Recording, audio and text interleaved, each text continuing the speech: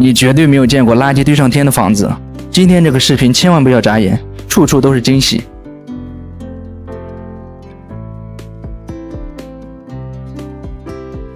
大家好，我是加点生活小强哥。因为不退押金，租客赖着不走，出租房活生生的住成了垃圾房。这样的房东和租客你们见过吗？这不饿呀？今天中午咱们吃什么？今天中午吃这个行不行？一进屋还以为进到了哪位大佬的废品收集站呢。这垃圾可以说是应有尽有，除了脏乱之外，每个角落都散发着阵阵恶臭，虫子满屋乱飞。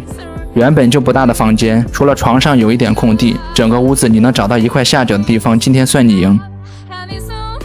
房东大哥跟我们说，只要租他的房子就得交5000押金，每次因为这还能小挣一笔。谁曾想这次竟然栽了个大跟头，被一个小姑娘狠狠地上了一课。柔柔弱弱的小姑娘竟然是个狠人，好好的房子直接成了垃圾堆。如果你碰到不退押金的房东，你会怎么做呢？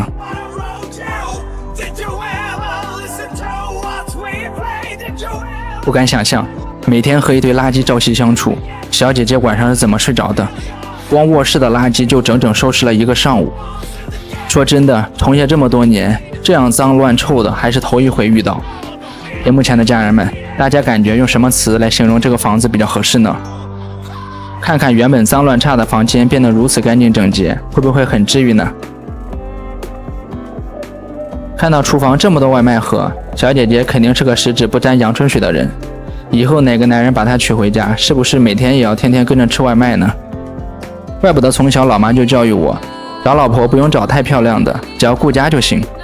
今天算是明白老妈的良苦用心了。话不多说，继续干活，谁叫咱们是加点小哥呢？就是要干别人不愿干的活，接别人不愿接的单，吃别人吃不了的苦。看到这里，大家不难理解为什么我们打扫的房子都这么脏乱了吧？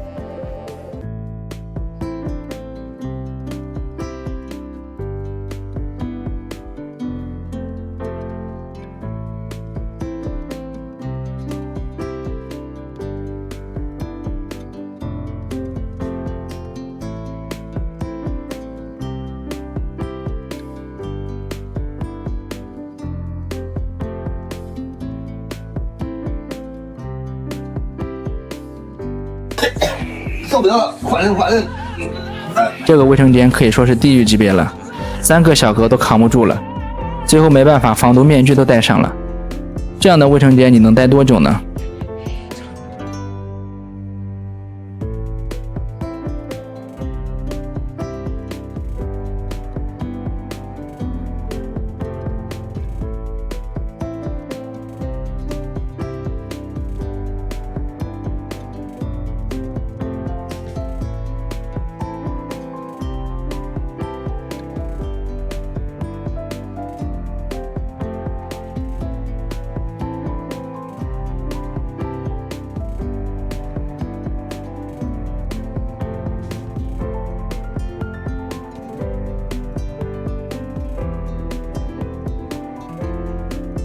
看看这个10平米不到的客厅，已经被垃圾堆得看不到沙发茶几了，更别说地板是什么颜色了，满屋狼藉，几乎没有立足之地了，更别说打扫了，连进屋都费劲。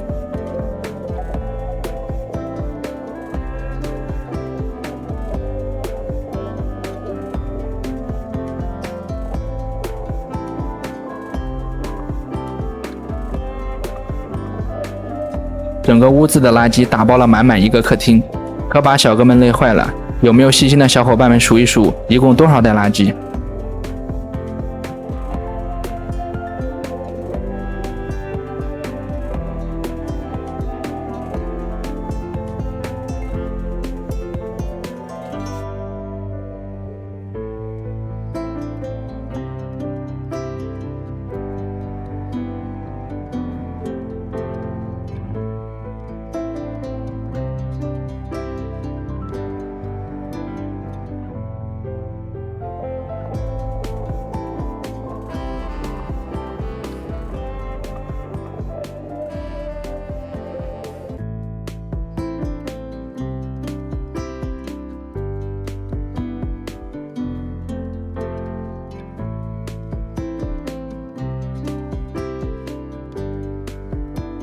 今天6位小哥历时12个小时，收费2016元，大家感觉值吗？